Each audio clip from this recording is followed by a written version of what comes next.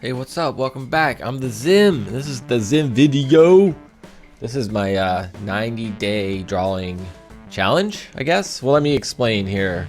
So first off, some technical details. I'm using the Pigra Micron 0.005 through 0.02 pens. I just kind of rotate through just depending on what I feel like drawing. Hey, there's a pile of them right there that I just drew. But yeah, and then I drew on the Strathmore 400 series 9x12 and 11x14. Right now they're 9x12 drawings, and I'll try to catch when I switch to the 11x14 size. But yeah, so this is 90 drawings that I've done since February 3rd through May 3rd of 2020.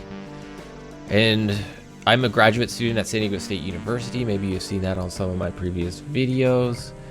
And part of being in the school, part of being a graduate student, I wanted to really try to figure out a way to access this idea of being an artist. Graduate, you know, that's what I'm doing. I'm doing art, visual art at San Diego State University, School of Art and Design. And I wanted to access this whole idea of being an artist as much as I can. I wanted to try to get the most out of my graduate school experience. And one of my kind of beliefs about the idea is, in order to be good at something, in order to do something, you have to be actively engaged in it as much as you possibly can. There's this concept, like I'm big on athletics as well, like watching sports, especially like NFL football, Seattle Seahawks, my team. But this idea of like what would it take to be the graduate student version of a professional athlete, because professional athletes tend to have a very specific way they approach their job in a sense, and they're like all in, and it's really about how much time you spend before and after practices and different things like that. It's like what extra are you willing to do for what you're trying to achieve. And I wanted to try to take that element and apply it to my grad school experience, and one of the ways that I thought I could do that was this idea of drawing daily. And it took me a while to really get in the rhythm, and this 90 days is the consecutive 90 days where I've done a total of 162 drawings so far, and they'll continue to grow. Like by the time I publish this video, I'll probably have already done a few more drawings. Oh, we're on Jetfire. This is one of my favorite drawings of the series. Just took me a little longer, and just love the way it turned out. But yeah, I this 90 days of drawing is my consecutive days of drawing that I was able to get in a rhythm of, and I should be on this rhythm now for a while. I feel I'm really confident that I'll be able to continue just cranking out daily drawings for a long time. So I'll probably make another one of these videos where I'll say like 120 days of drawing every day or something. But right now we're at 90 days in a row, and I'm cranking them out and feeling good. But it did take me a second to kind of build up to it. I did start drawing, I think the date was August 27th, 2019 was kind of the first drawing I did. And it took me like that whole first semester, it really took me a while to figure out how to get in this rhythm of drawing every day. I've been away from drawing for a long time because I've been kind of focused on music. I don't know if you've seen on my channel, like there's a lot of music oriented stuff as well.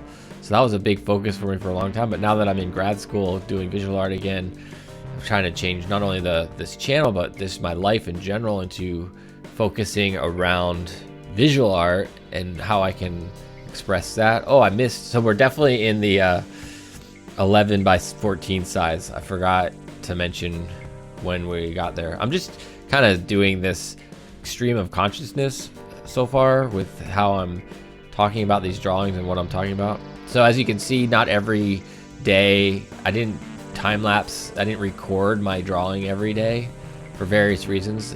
A big part of, so if you've seen on this channel, a big part of why I was recording these drawings was because of my daily vlogs I was doing, but those daily vlogs only happen Monday through Friday. So basically, whenever a weekend hits, I tended not to record the drawing. But now we're getting into a phase, like we are now in a phase of the drawings where COVID-19 has been affecting the situation because campus closed, and I've been in my home studio for the last 52 days. Campus has been closed for 52 days, and so I started not only just because I was in my home studio, I started recording on the weekends as well, because it's just easier, but also because I discovered, didn't discover, but I started to get more involved with TikTok. So I did a bunch of these time-lapse drawings on TikTok as well. So there's a lot of different layers of how I was trying to outlet these drawings. So there's 3 in a row that I didn't record at all. Can't recall why in that instance. But here's another one of my favorite drawings. I like the way this one turned out really a lot as well. Most of my drawings tend to be like kind of close-ups like this, but every once in a while I pull back like that one a couple drawings ago. But another, just to talk a little bit more about why I'm doing it. So the connection with that idea of being an athlete with my art in a way, like what's the most I can do? How can I get the most out of this? But what I've discovered lately is this concept of